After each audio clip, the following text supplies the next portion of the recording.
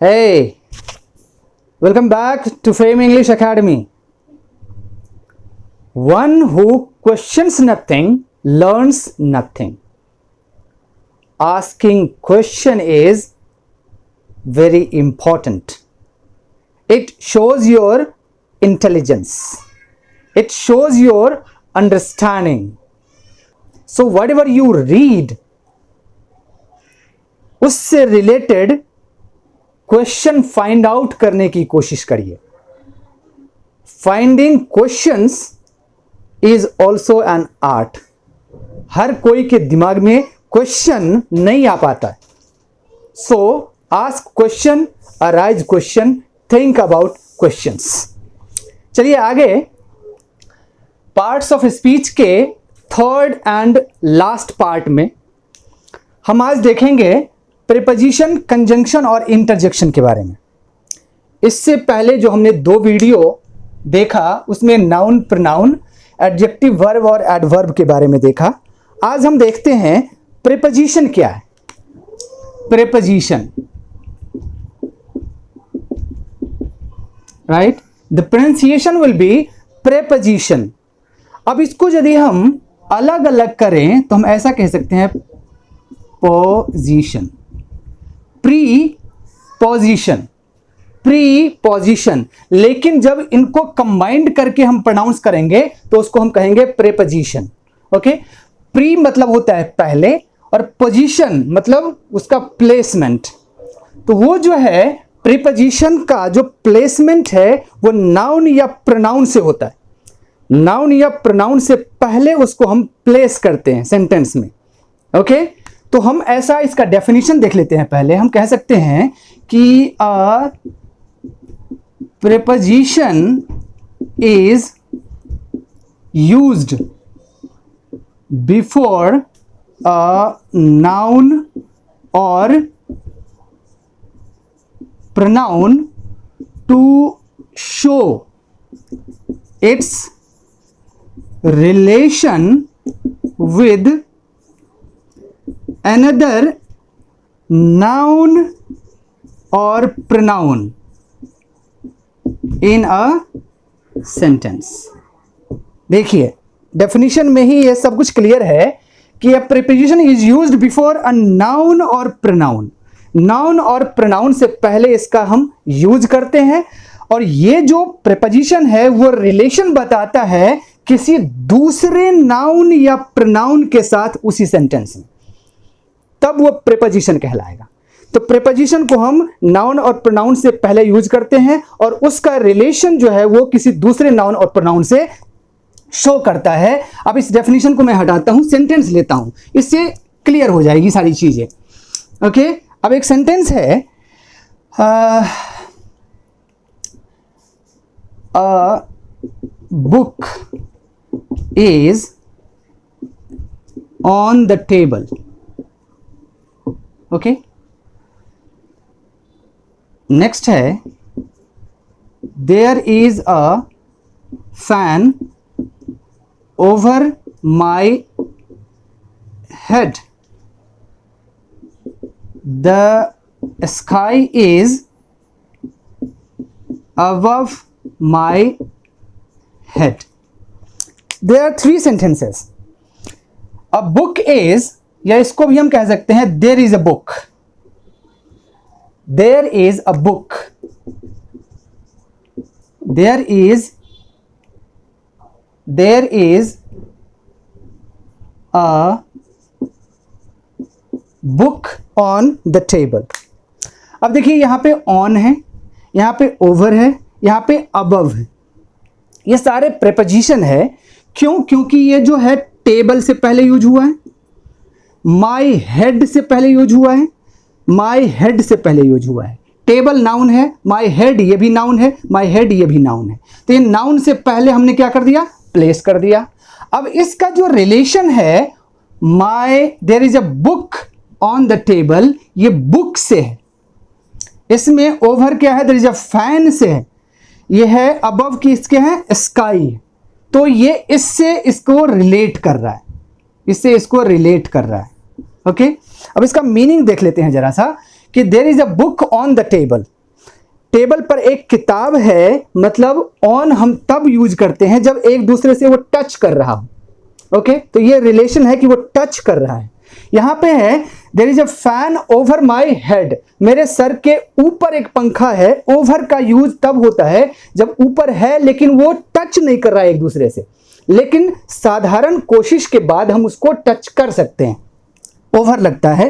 And the sky is above my head, मेरे सर के ऊपर आसमान है। तो ये अबव जो है हम तब यूज करते हैं जब किसी चीज के ऊपर कोई चीज हो और जिसको छुआ नहीं जा सकते। तो ये जो रिलेशन बता रहा है एक नाउन दूसरे नाउन से, इसको हम कहते हैं प्रेपोजिशन। एक सेंटेंस और ले लेते हैं कि he is in the well, he is in the well, ये इन प्रेपोजिशन है, वह कुआं में है।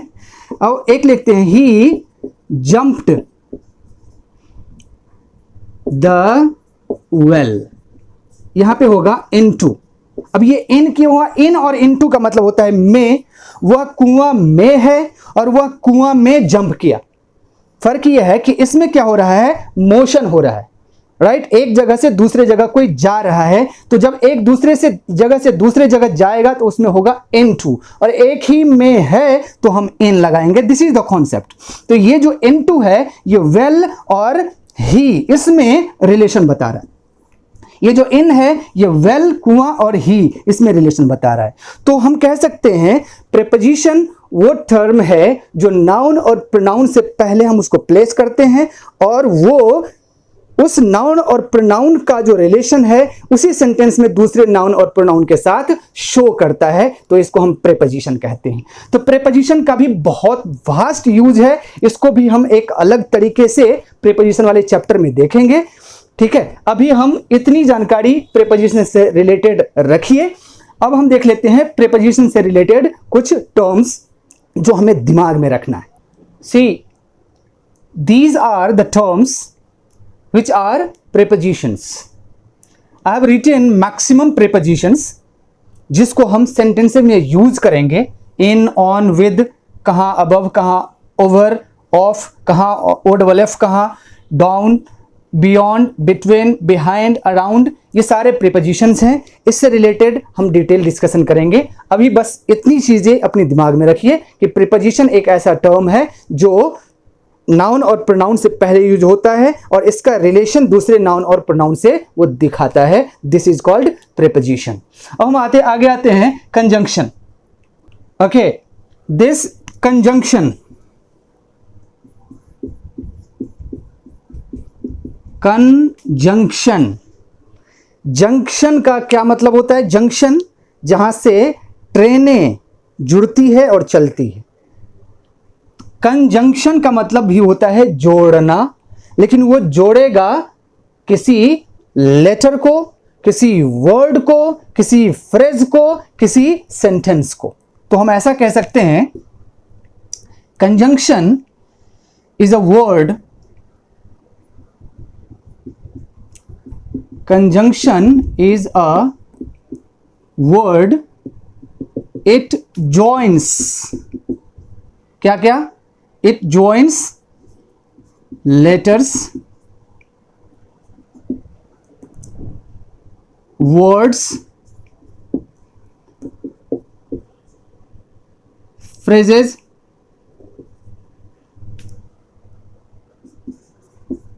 clauses और sentences।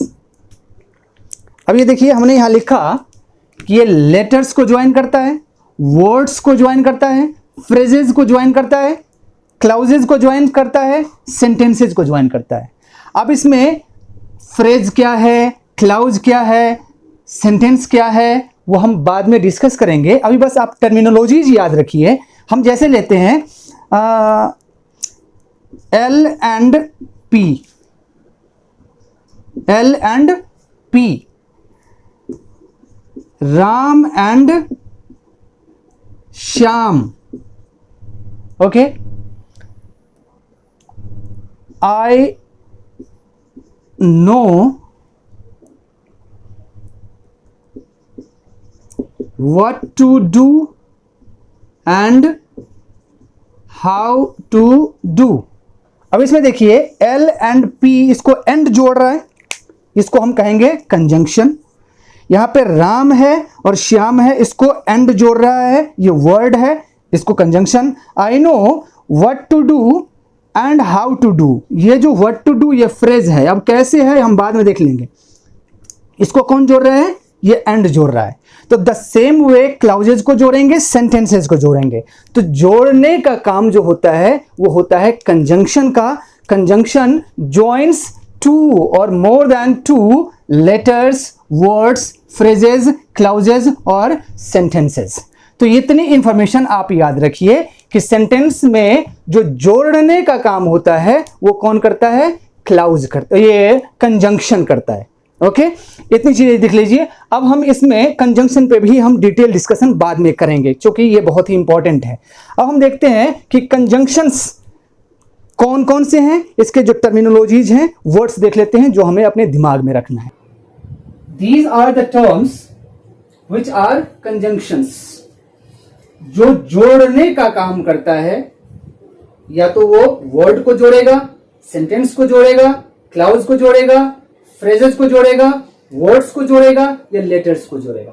तो ये जो सारे टर्म्स हैं दिमाग में रखिए, इसका भी यूज हम बाद में देखेंगे। ईच एंड एवरी वर्ड जो हम अभी देखते हैं इसका एक्सप्लेनेशन हम करेंगे बाद में, अभी करने लगेंगे, बहुत लंबा वीडियो हो जाएगा। तो अभी टर्म्स के बारे में याद रखिए, और पार्ट्स ऑफ स्पीच जो है टर्म्स का ही गेम है।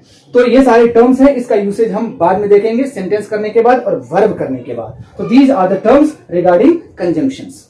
अब हम आते हैं इंटरजेक्शन के बारे में। Interjection, the last one is interjection, जिसे हम कहते हैं विस्मयादि बोधक शब्द। अब ये इंटरजेक्शन है क्या? इंटरजेक्शन को हम कहते हैं sudden feeling, sudden feeling, it shows sudden feeling. अब ये सडन फीलिंग है क्या? अब जैसे हम चल रहे हैं, पैर में चोट लग जाए तो हम क्या कहते हैं? ओ, मतलब एक दुख व्यक्त करने के लिए, राइट? खुशी व्यक्त करने के लिए हम क्या कहते हैं? वो, वाह, राइट? तो ये जो एक सडन फीलिंग है, किसी से घृणा करने के लिए हम कहते हैं छी छी, एक अंदर से आवाज आ जाती है। तो एक सडन फीलिंग कोई एक इंसिडेंस है, उस इंसिडेंस के लिए जो अंदर से एक सडन फीलिंग आता है उसको हम कहते हैं इंटरजेक्शन।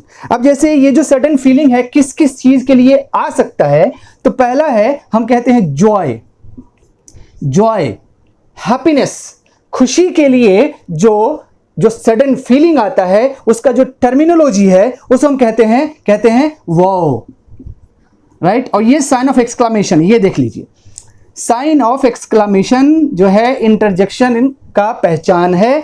ये लाठी एंड गोली, साइन ऑफ एक्सक्लामेशन इसको कहते हैं। फिर हम कहते हैं हा हा हा हा हा, राइट? Bravo, bravo, right? तो ये जो है दीज टर्म्स जिसको हम यूज करते हैं खुशी जाहिर करने के लिए। अब है जॉय, अब है सॉरो। सॉरो के लिए हम जो टर्म यूज करते हैं वो कहते हैं ओह, ओह, चोट लग जाए, ओह, राइट? ये कहते हैं alas, alas he is no more now, alas he is no more now, वो अब नहीं रहे, राइट? तो इन टर्म से हम सॉरो फीलिंग करते हैं, राइट? जो अचानक फीलिंग आती है, दुख वाला। अब है सरप्राइज, सरप्राइज, आश्चर्य, कोई ऐसी बातें हो गई जिसको कहते हैं व्हाट, क्या, right? This is what, right? क्या कहते? Oh my god, right? एक surprise, oh my god, right? ये सरप्राइज है जिसको हम यूज करते हैं, right? What, oh my god. अब आता है अटेंशन, अटेंशन, किसी का ध्यान आप अपनी तरफ लेने के लिए जो एक सडन फीलिंग आपके अंदर आती है उसको हम कहते हैं हे लिसन, लिसन, लुक, इधर देखो, लुक, राइट।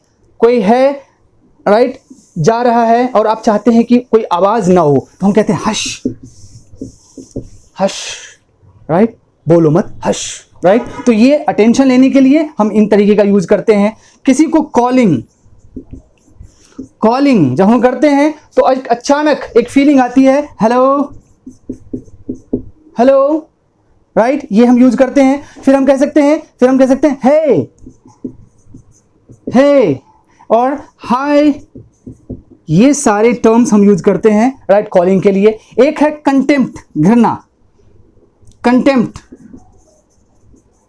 घृणा व्यक्त करने के लिए हम कहते हैं फाई फाई, छी छी, फाई फाई, छी छी।